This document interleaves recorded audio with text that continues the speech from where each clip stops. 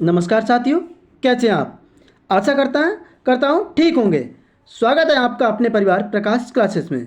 मैं आपके लिए सीडीपी की क्लास लेकर आया हूँ जो आगामी एग्जाम के लिए बेहद इंपॉर्टेंट होने वाली वीडियो है।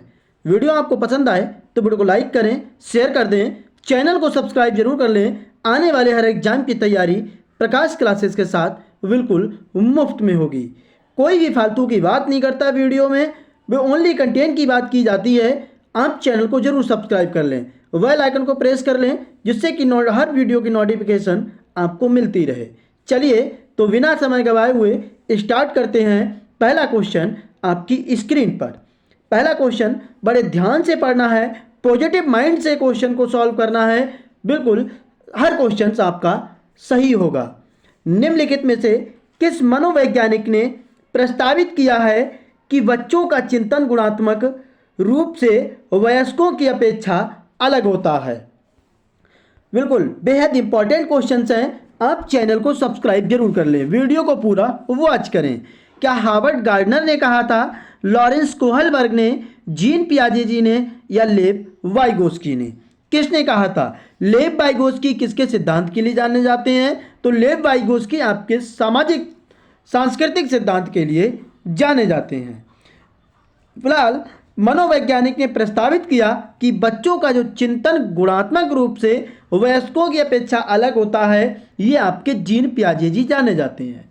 जीन पियाजे जी ने संज्ञानात्मक विकास का सिद्धांत दिया। ये भी आप ध्यान रखना, बच्चों के विकास को इन्होंने 4 भागों में डिवाइड किया है। पीछे वीडियो में मैंने बहुत अच्छे से समझाया है, आप वीडियो को पूरा वॉच कर लें भैया। चलिए तो अगला क्वेश्चन, प्रतिकूल परिस्थितियों और वंचित पृष्ठभूमि वाले अधिगमकर्ताओं को संबोधित करने के लिए निम्नलिखित में से कौन सी पद्धति प्रभावशाली नहीं है? विद्यार्थियों को संतुलित चुनौतीपूर्ण लक्ष्यों के लिए अभिप्रेरित करना और उपयुक्त शिक्षण सहायता उपलब्ध कराना। क्या ये इंपॉर्टेंट होगा? हो सकता है बेहद। इससे भी भैया हमें क्या हमें निगेटिव आंसर ढूंढना है, निगेटिव आंसर देखना है, क्योंकि हमसे प्रभावशाली नहीं है। ये तो प्रभावशाली है क्योंकि लक्ष्य को प्रेरित करना है और उपयुक्त शिक्षण सहायता उपलब्धि करानी है टीचर के लिए। कार्यकलापों के लिए सहयोगी समूह बनाना और विद्यार्थियों को एक दूसरे का समर्थन करने के लिए प्रोत्साहित करना, या अधिगमकर्ताओं से बातचीत करने की उनकी आवश्यकताओं और उनके सम्मुखीन चुनौतियों को समझाना। बिल्कुल सही बात है। अधिगमकर्ताओं को विद्यालय के बाहर ट्यूशन पढ़ने के लिए कहना, जिससे कि अध्यापक को उन पर अधिक ध्यान न देना पड़े। तो ट्यूशन पढ़ाना ये बिल्कुल नेगेटिव पॉइंट है आपका, ठीक है। तो इसीलिए आपका हमसे नेगेटिव आंसर पूछा है, तो यानी कि डी ऑप्शन क्या हो जाएगा? नेगेटिव हो जाएगा, ठीक है। आशा करता हूं समझ में आ रहा होगा। वीडियो आपको पसंद आए तो लाइक जरूर कर दें। अगला क्वेश्चन आपकी स्क्रीन पर, जीन पियाजे के अनुसार बच्चे अमूर्त संक्रियात्मक अवस्था में, अमूर्त संक्रियात्मक अवस्था की आपसे एज पूछी जाए तो एज कितनी होती है? 12 से 18 वर्ष तक होती है।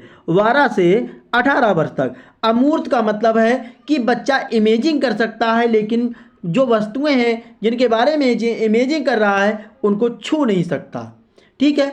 सबसे पहला ऑप्शन क्या है? संरक्षण, वर्गीकरण व श्रेणीबद्धता करने में सक्षम नहीं है। प्रतीकात्मक और सांकेतिक खेलों में भाग लेना प्रारंभ करते हैं। परिकल्पित निगमनात्मक तर्क और प्रतिकृति चिंतन में समर्थ है, या केंद्रीयकरण और अनुत्क्रमणीय सोच में आबद्ध है। थर्ड नंबर का राइट आंसर क्या होगा? एक बार आपको कमेंट करना है। बिल्कुल क्या हो जाएगा? परिकल्पित निगमनात्मक तर्क और प्रतिकृति चिंतन करने में समर्थ हो जाता है बच्चा जीन पियाजे के अनुसार अमूर्त संक्रियात्मक अवस्था में, क्योंकि बच्चा अब बड़ा हो चुका है। अमूर्त संक्रियात्मक अवस्था में 12 से 18 वर्ष की एज में आ चुका है। समझ गए ना आप? अगला क्वेश्चन, बाल्यावस्था की अवधि में विकास कैसा होता है? बाल्यावस्था की भी एज आपसे पूछी जाती है, तो बाल्यावस्था की एज जो होती है आपकी कितनी होती है? 6 से 12 वर्ष तक होती है।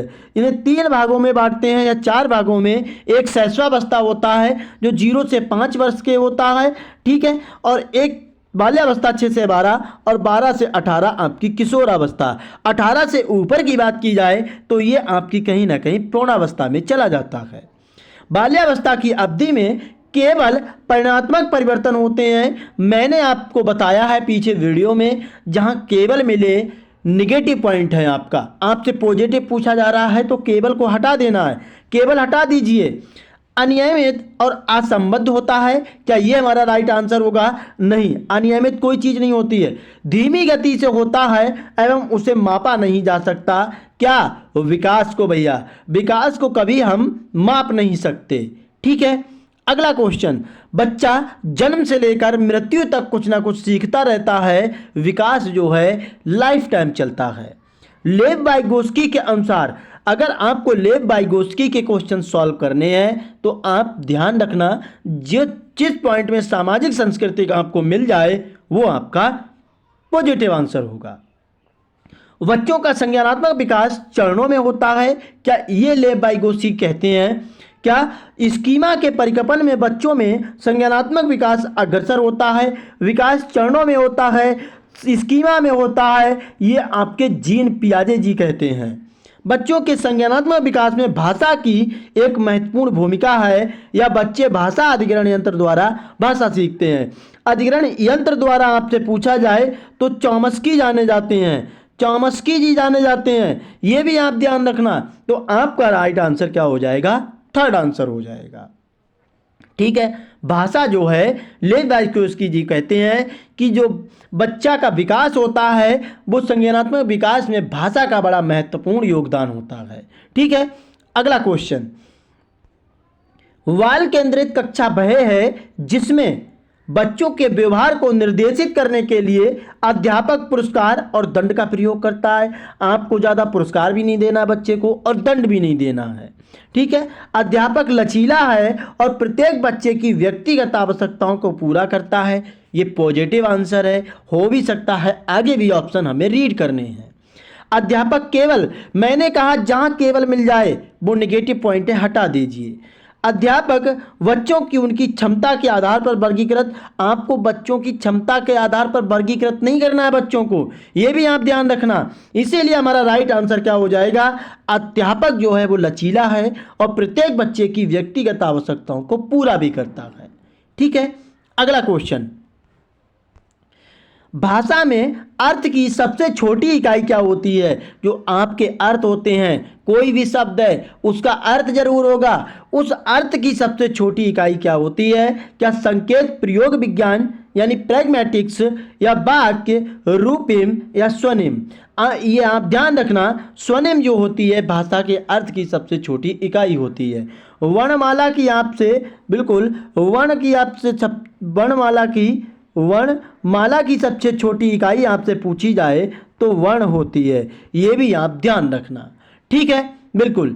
अगला क्वेश्चन, बुद्धि लब्धांक सामान्यतः डैश रूप से शैक्षणिक निष्पादन से संबंधित होते हैं, कम से कम, पूर्ण, उच्च या मध्यम। इन चार ऑप्शन में से क्या आएगा? यहां पर आप सेंटेंस को पूरा कीजिए। बुद्धि लब्धांक सामान्यतः कैसे होते हैं? ये उच्च से शैक्षणिक निष्पादन से संबंधित होते हैं, यानी हमारा ऑप्शन सी करेक्ट हो जाएगा। ठीक है, अगला क्वेश्चन देखिए, सफल समावेशन को निम्नलिखित की आवश्यकता होती है सिवाय। तीन ऑप्शन ऐसे होंगे इसमें कि आपको सफल समावेशन करना है, तो इसमें से तीन ऑप्शन भागीदारी देंगे सफल समावेशन में, लेकिन एक ऐसा ऑप्शन होगा जो आपका सहायता नहीं करेगा। 9 नंबर का राइट आंसर क्या होगा? अभिभावकों की भागीदारी, क्षमता संवर्धन, संवेदनशील बनाना या पृथक्करण। बिल्कुल, अभिभावकों की भागीदारी भी होनी चाहिए टीचिंग में, क्षमता भी होनी चाहिए, संवेदनशील भी बनाना है, लेकिन पृथक्करण नहीं करना है कि वो बच्चा ऐसा पढ़ता है तुम नहीं पढ़ पाते हो, तो ये पृथक्करण नहीं करना है किसी टीचर को। ठीक है, अगला क्वेश्चन, विद्यालय में नियमित उपस्थिति के लिए वंचित बच्चों को प्रोत्साहित करने का निम्नलिखित में से कौन सा तरीका सर्वाधिक उपयुक्त होगा? विद्यालय द्वारा बच्चों को एकत्रित करने वाले एक व्यक्ति को नियुक्त किया जाए जो प्रतिदिन घरों से बच्चों को लेकर आए, क्या ऐसा करेगा टीचर जो बच्चे को मतलब एक आदमी ऐसा रखेगा वो कि हर बच्चे को उसके घर से बुला के लाएगा? नहीं भैया, ऐसा भी नहीं करना है। बच्चों को आकर्षित करने के लिए प्रतिदिन 5 रुपए देगा। क्या इतना बड़ा भी टीचर वो नहीं है कि भैया 5 रुपए पर डे बच्चे को देता रहे, तुम आओ स्कूल आते रहो। आवासीय विद्यालय खोलेगा, हो सकता है मैं भी आवासीय विद्यालय खोलना चाहिए। बच्चों को विद्यालय आने की अनुमति ना देने को कानूनन दंडनीय अपराध बनाया जाए, ये भी नहीं भैया। आपको ऐसी एक टेक्निक अपनानी है कि बच्चे खुद व खुद स्कूल में आने के लिए प्रेरित हों।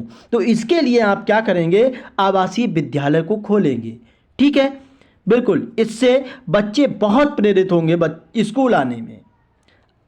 बिल्कुल, वीडियो आपको कैसी लग रही है एक बार कमेंट जरूर करेंगे। वीडियो आपको पसंद आ रही हो तो वीडियो को लाइक करें, शेयर कर दें, चैनल को सब्सक्राइब कर लें। आने वाले हर एग्जाम की तैयारी बिल्कुल मुफ्त में। विद्यालय में लिंग भेदभाव से बचने का सर्वोत्तम तरीका हो सकता है। एक टीचर है भैया, कहता है कि लड़कियां मैथ नहीं पढ़ सकती क्योंकि उनमें मैथ सॉल्व करने का क्षमता नहीं है, लेकिन लड़के जो हैं वो मैथ सॉल्व कर लेते हैं, उनमें क्षमता है। तो ये क्या है, एक तरह से लिंग भेदभाव है। ऐसा कुछ भी नहीं है, लड़कियां लड़कों से ज़्यादा होशियार होती हैं मैथ में। मेरे पास ऑफलाइन में बच्चे भी आते हैं, ऑफलाइन कोचिंग में देता हूं भैया, बेहद इंपॉर्टेंट मैं आपको बता रहा हूं। लड़कियां परफॉर्मेंस अच्छा करती हैं मेरे ऑफलाइन बैच में, समझ गए ना आप। बिल्कुल, विद्यालय में लिंग भेदभाव को दूर करने के लिए नियम बनाना और कड़ाई से उसका पालन करवाना। संगीत प्रतियोगिता के लिए लड़कियों की अपेक्षा अधिक लड़कों का चयन करना। शिक्षकों द्वारा उनके लिंग पक्षपातपूर्ण व्यवहार का अधिसंज्ञान या पुरुष एवं महिला शिक्षकों को समान संख्या में भर्ती करना। क्या होगा राइट आंसर 11 नंबर का। बिल्कुल, शिक्षकों द्वारा उनके लिंग पक्षपातपूर्ण व्यवहारों का अधिसंज्ञान करना, यही एक सर्वोत्तम तरीका है भैया लिंग भेदभाव से बचने का। ठीक है, अगला क्वेश्चन, एक बच्चा जो डेड डैश से ग्रसित है, ये सा और वाज न्यूक्लियर और अनक्लियर में अंतर नहीं कर सकता, तो वो किससे प्रभावित होगा? क्या डिसलेक्सिया या डिस्मोर्फिया या डिसलेक्सिया या शब्द जबलिंग विकार में? डिसलेक्सिया क्या है? एक पढ़ने संबंधी विकार है, पढ़ने संबंधित विकार है। बिल्कुल, क्या होगा 10 नंबर का राइट आंसर, कमेंट कीजिए। यही हो जाएगा क्योंकि वो अंतर नहीं कर पा रही है, अंतर कर ले रही है लेकिन पढ़ नहीं पा रही है उस चीज़ को, तो ये आपका डिसलेक्सिया क्या हो जाएगा? पढ़ने संबंधित विकार हो जाएगा। ठीक है, अगला क्वेश्चन, एक सशक्त विद्यालय अपने शिक्षकों में निम्नलिखित योग्यताओं में से किसे सर्वाधिक बढ़ावा देगा? परीक्षण करने की प्रवृत्ति, स्मृति, अनुशासित स्वभाव या प्रतिस्पर्धात्मक अभिवृत्ति। बिल्कुल, एक विद्यालय अपने स्कूल में टीचरों की भर्ती कर रहा है भैया, तो सबसे ज़्यादा इसमें क्या इंपॉर्टेंट होगा? बिल्कुल, क्या होगा? प्रतिस्पर्धात्मक अभिवृत्ति जो होती है बेहद इंपॉर्टेंट होती है भैया। ठीक है, क्या होती है ये, जरा एक बार कमेंट कीजिए। बिल्कुल, प्रतिद्वंद्विता की मापन रखना और अपना सरश्रेष्ठ करने के लिए दूसरे से आगे निकलने का जो प्रयास किया जाता है उसी को प्रतिस्पर्धात्मक अभिवृत्ति कहते हैं। ठीक है, अगला क्वेश्चन देखिए, किशोर डेड डैश का अनुभव कर सकते हैं। किशोर का मतलब क्या होता है? 12 से 18 वर्ष की जो आयु होती है उसी को कहीं ना कहीं किशोरावस्था कहते हैं। तो वो किस चीज़ का अनुभव कर सकते हैं? आत्मसिद्धि के भाव, जीवन के बारे में परिवृत्ति के भाव, दुश्चिंतता और स्वयं में सरोकार या बचपन में किए गए अपराधों के प्रति डर के भाव।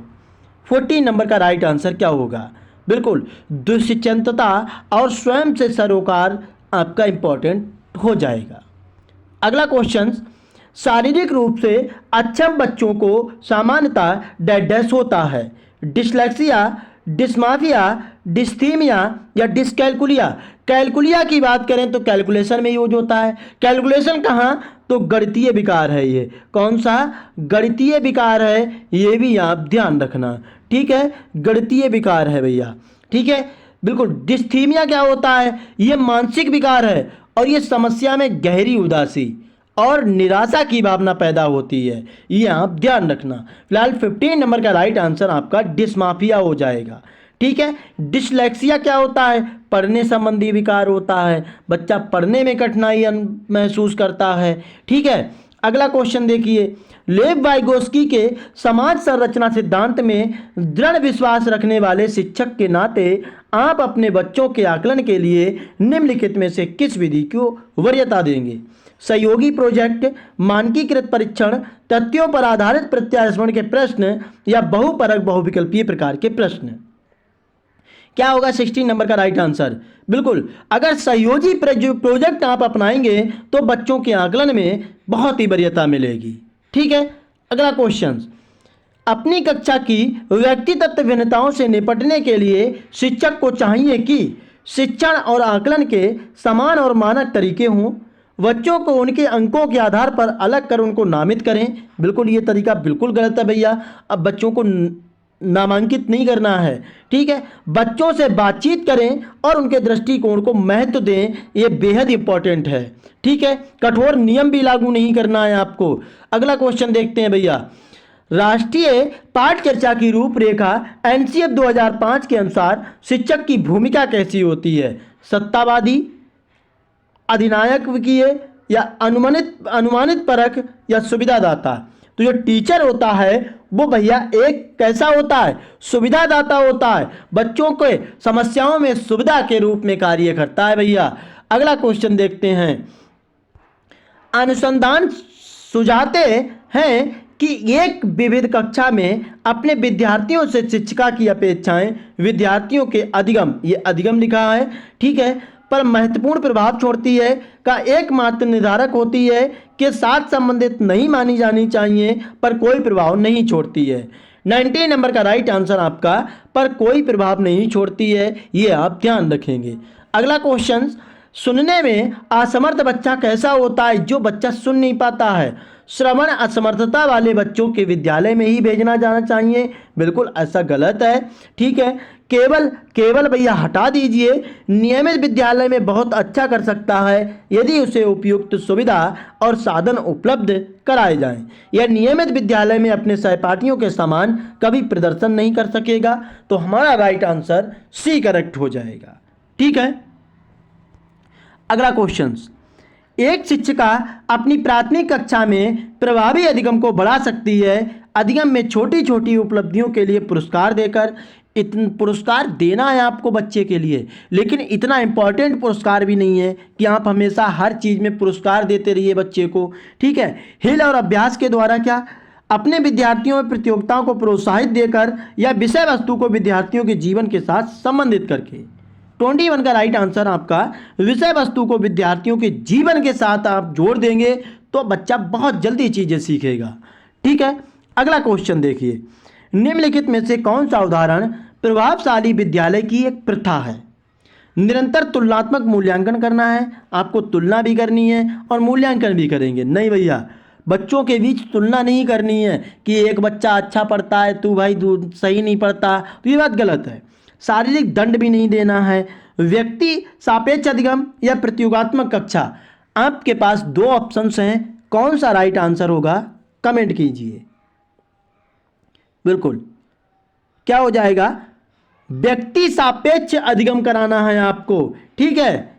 अगला क्वेश्चन देखिए, भाषा विकास के लिए सबसे संवेदनशील समय निम्नलिखित में से कौन सा है? ये कौन होगा? कौन सा है भैया? जन्म पूर्व का समय, मध्य बचपन का समय, वयस्कावस्था या प्रारंभिक बचपन का समय? कमेंट। बेहद इंपॉर्टेंट क्वेश्चंस है, वीडियो को आप पूरा वॉच करें, चैनल को सब्सक्राइब जरूर कर लें। आने वाले हर एग्जाम की तैयारी प्रकाश क्लासेस के साथ बिल्कुल मुफ्त में। क्या हो जाएगा? प्रारंभिक बचपन का जो समय होता है उसमें भैया भाषा बहुत अपना रोल निभाती है। ठीक है। अगला क्वेश्चन देखिए, एक 6 वर्ष की लड़की खेल कूद में असाधारण योग्यता का प्रदर्शन करती है। उसके माता पिता दोनों ही खिलाड़ी हैं। उसे नृत्य प्रशिक्षण प्राप्त करने भेजते हैं और सहायतांत में उसे प्रशिक्षण देते हैं। बहुत संभव है कि उसकी क्षमताएं निम्नलिखित दोनों के बीच परस्पर प्रतिक्रिया का परिणाम होंगी। स्टार लगा लेना इस क्वेश्चन पर भैया, आपसे पूछा ही जाना है।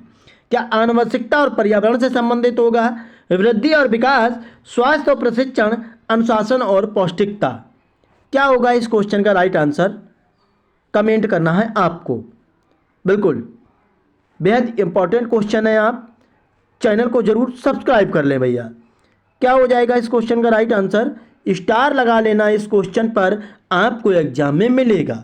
24 का राइट आंसर आपका आनुवंशिकता और पर्यावरण राइट हो जाएगा। ठीक है, अगला क्वेश्चन, निम्नलिखित में से कौन सी समाजीकरण के गौण भाग हो सकते हैं? परिवार और पास पड़ोस, विद्यालय और पास पड़ोस, विद्यालय और निकटतम परिवार के सदस्य, परिवार और रिश्तेदार। स्टार लगाना इस क्वेश्चन पर भी भैया। 25 का राइट आंसर क्या हो जाएगा?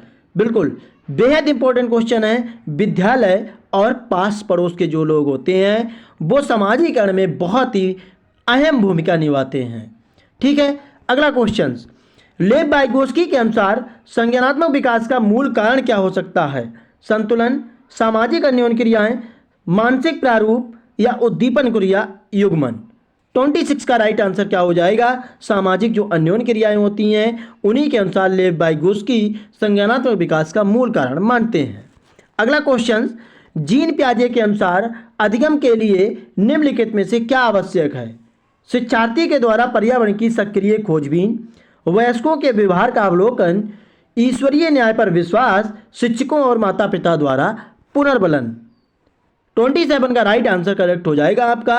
शिक्षार्थी के द्वारा पर्यावरण की सक्रिय जो खोजबीन की जाती है उसमें जीन पियाजे जी कहते हैं। अगला क्वेश्चन, जीन पियाजे के अनुसार प्रारूप स्कीमा निर्माण वर्तमान योजनाओं के अनुरूप बनाने हेतु नवीन जानकारी में संशोधन और नवीन जानकारी के आधार पर पुरानी योजनाओं में संशोधन के परिणाम के रूप में घटित होता है। इन दो प्रक्रियाओं को जाना जाता है समायोजन और अनुकूलन के रूप में, समावेशन और अनुकूलन, सामान्यीकरण और संशोधन के रूप में, या समावेशन और समायोजन के रूप में। स्कीमा क्या होता है? बिल्कुल स्कीमा का मतलब होता है एक संज्ञानात्मक ढांचा या अवधारणा है जो जानकारी को व्यवस्थित और व्याख्या करने में मदद करता है। ठीक है, फिलहाल इसका 28 का राइट आंसर क्या हो जाएगा? ये आपका समावेशन और समायोजन हो जाता है। ठीक है, अगला क्वेश्चन देखिए, शिक्षा का अधिकार अधिनियम 2009 के अंतर्गत निजी विद्यालयों में आर्थिक रूप से कमजोर वर्ग के विद्यार्थियों के दाखिले हेतु सीटों के आरक्षण का प्रावधान है। इन छात्रों के सफल समावेशन हेतु एक अध्यापक को किस तरह के शिक्षा शास्त्र का इस्तेमाल करना चाहिए? भेदभावात्मक, अलगावात्मक, समस्यात्मक और आधारित, समानता पर आधारित। तो ये साम्यता पर आधारित होना चाहिए। साम्यता का मतलब होता है सभी तरह से समान होना। लास्ट क्वेश्चन इस वीडियो का, राष्ट्रीय पाठ्यक्रम रूपरेखा 2005 के अनुसार बच्चे शिक्षक द्वारा दी गई सामग्री के निष्क्रिय प्राप्तकर्ता होते हैं। निष्क्रिय जहां आ जाए वो नेगेटिव पॉइंट होता है। ठीक है, बच्चों में अधिगम को विनियमित करने की क्षमता नहीं होती है भैया। बच्चे रटने के माध्यम से सर्वश्रेष्ठ सीखते हैं, ये बात गलत है। बच्चे ज्ञान के निर्माण में सक्रिय भूमिका निभाते हैं। ये वीडियो आपको कैसी लगी एक बार कमेंट जरूर करेंगे। वीडियो आपको पसंद आई हो तो वीडियो को लाइक करें, शेयर कर दें, चैनल को जरूर सब्सक्राइब कर लें। आने वाले हर एग्जाम की तैयारी बिल्कुल मुफ्त में होगी। चैनल को जरूर सब्सक्राइब करें भैया। अगला बिल्कुल, जय हिंद साथियों।